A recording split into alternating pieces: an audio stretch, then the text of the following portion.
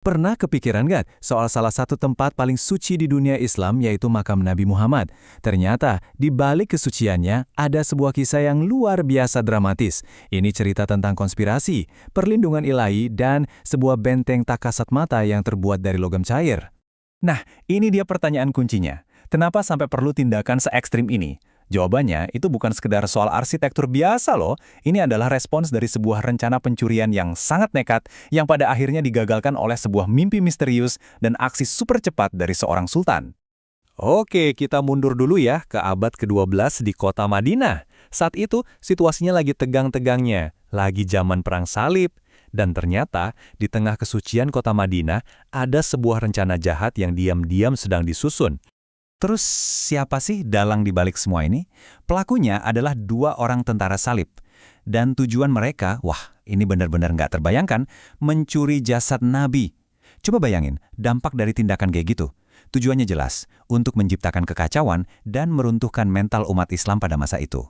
Rencana mereka ini licik banget. Mereka nggak datang terang-terangan bawa senjata, tapi pakai penyamaran. Mereka pura-pura jadi peziarah yang alim, sampai akhirnya bisa menyewa rumah di lokasi yang super strategis, dekat banget sama Masjid Nabawi. Nah, dari situlah operasi rahasia mereka dimulai. Coba deh bayangin tegangnya situasi. Di atas tanah, kehidupan di Madinah berjalan normal. Orang-orang beribadah, nggak ada yang curiga sama sekali. Tapi di bawah tanah, senti demi senti, sebuah terowongan terus digali. Merayap semakin dekat, mengancam salah satu situs paling sakral di dunia. Nah, di saat konspirasi di Madinah ini hampir saja berhasil, cerita kita beralih ke tempat lain. Tepatnya ke seorang pemimpin yang nantinya bakal jadi tokoh kunci buat menggagalkan semua ini, Sultan Nuruddin. Disinilah ceritanya jadi makin luar biasa. Sultan Nuruddin yang posisinya jauh banget dari Madinah, tiba-tiba terus-terusan dihantui oleh mimpi yang sama. Dan ini bukan sembarang mimpi loh, ini seperti sebuah pesan yang sangat mendesak. Yang bikin mimpi ini begitu mengguncang adalah pesannya yang spesifik banget. Dalam mimpinya, Sultan melihat Nabi menunjuk langsung ke dua orang sambil meminta tolong. Pesan yang begitu jelas dan kuat ini, mana mungkin diabaikan kan? Sultan langsung tahu dia harus segera bertindak. Sultan Nuruddin yakin seyakin-yakinnya mimpinya itu bukan bunga tidur biasa, tapi sebuah petunjuk dari Tuhan. Jadi, gak pakai lama, dia langsung kumpulkan pasukannya dan berangkat ke Madinah. Sebuah misi penyelamatan yang benar-benar didasarkan pada sebuah penglihatan. Begitu sampai di Madinah, Sultan langsung gerak cepat.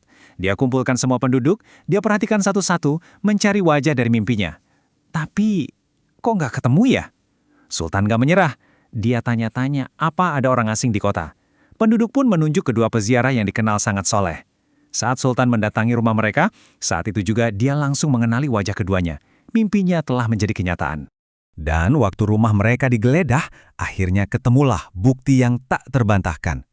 Tepat di bawah sebuah sajadah, tersembunyi pintu masuk ke terowongan yang mengarah lurus ke makam Nabi. Rencana mereka ternyata sudah sedekat itu dari keberhasilan. Setelah berhasil menggagalkan rencana itu, Sultan Nuruddin sadar, cuma menghukum pelakunya saja nggak cukup. Dia harus memastikan bahwa ancaman semacam ini nggak akan pernah, sekali lagi, nggak akan pernah bisa terulang lagi. Jadi, tujuannya bukan cuma menghentikan satu rencana jahat. Tujuannya adalah membangun sebuah solusi permanen, sebuah pertahanan mutlak yang bakal melindungi makam dari segala ancaman di masa yang akan datang. Proses pembuatannya ini benar-benar luar biasa. Jadi, pertama-tama, sebuah parit yang sangat dalam digali mengelilingi seluruh area makam. Terus, tembaga dalam jumlah yang sangat banyak dilelehkan. Dan semua tembaga cair itu dituang ke dalam parit sampai penuh. Waktu mendingin, tembaga itu mengeras jadi dinding logam super padat di bawah tanah. Sebuah benteng yang tak terlihat. Nah, inilah warisan dari tindakan sang sultan. Benteng tembaga itu sampai sekarang masih ada di sana, tersembunyi di bawah tanah, menjadi saksi bisu dari sebuah kisah konspirasi yang nyaris berhasil. Jadi jawaban atas pertanyaan kita di awal tadi, ya ada di sini, di dalam logam yang telah mengeras menjadi pelindung abadi ini. Kisah ini akhirnya jadi legenda ya, bukti nyata gimana keyakinan dan tindakan bisa bersatu untuk melindungi sesuatu yang dianggap suci. Tapi, peristiwa ini juga meninggalkan kita dengan satu pertanyaan yang sangat menarik. Apakah ini murni cerita tentang campur tangan ilahi lewat mimpi, ataukah ini contoh brilian dari kewaspadaan dan kepemimpinan seorang manusia?